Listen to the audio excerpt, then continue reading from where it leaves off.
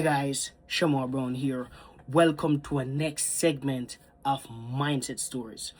Now, before I get into the story, if you're new here, like, subscribe, leave a comment, right? Send it to a friend. Whatever you do would be greatly appreciated. But anyways, let's get into it. So the story, like it says, Thomas Edison. I don't know if you guys know him, but if you don't know him, go check him out. There's both good and bad stuff about him, but amazing guy, right? But let's get into the story.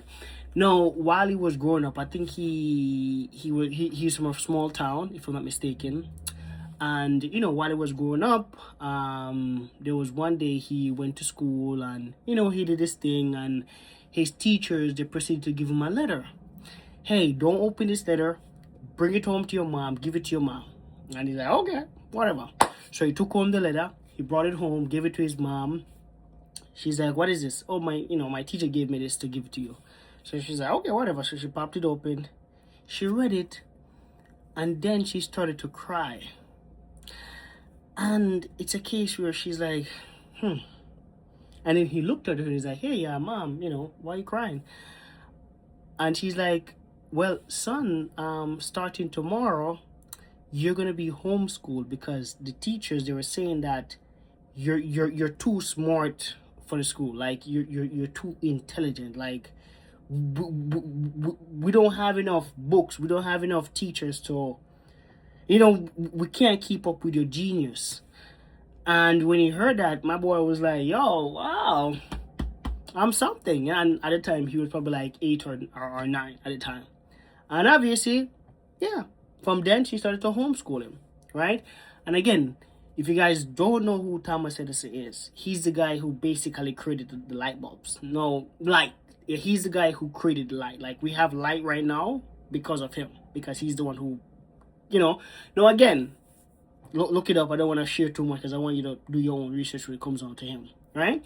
So we have light bulbs because of him. But anyways, back to the story.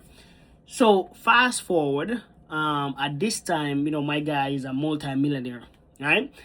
And I think one of his, I don't know if it was before or after his laboratory burned down, but I think he was moving.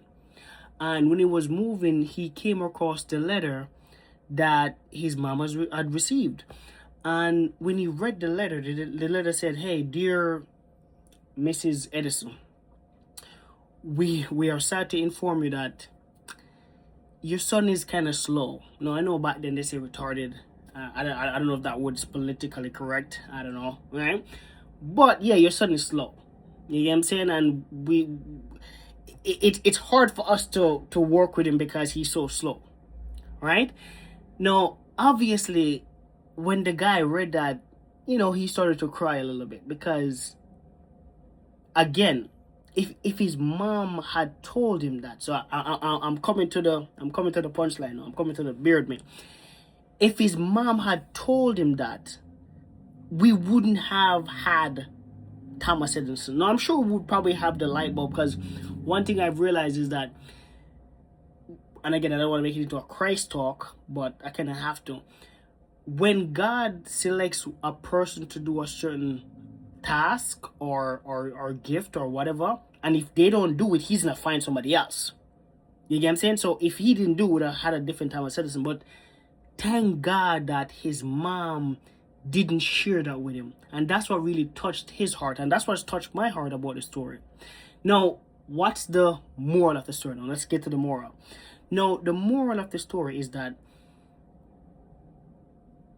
I'm not saying to lie to people, because clearly she didn't lie to him per se. Maybe some people would say that she did lie, but it's not about lying to people, but it's just giving people hope. Give them hope and show them that you believe in them. Now, I know you saw the second part of the title was believe. Yeah, that's where the belief is coming in. Where when you show people that you believe in them, you give them this drive, this push. And that's what happened with Thomas Edison. His mom said, hey, she knew where he was at.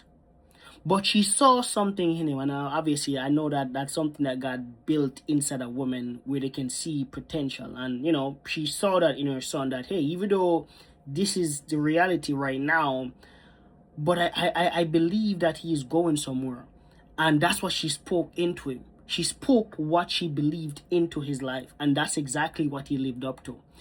So again, your goal, my challenge to you is, starting today, starting tomorrow, starting whenever, go out and believe in people and show them that you believe in them. Give them faith, give them hope, give that to them.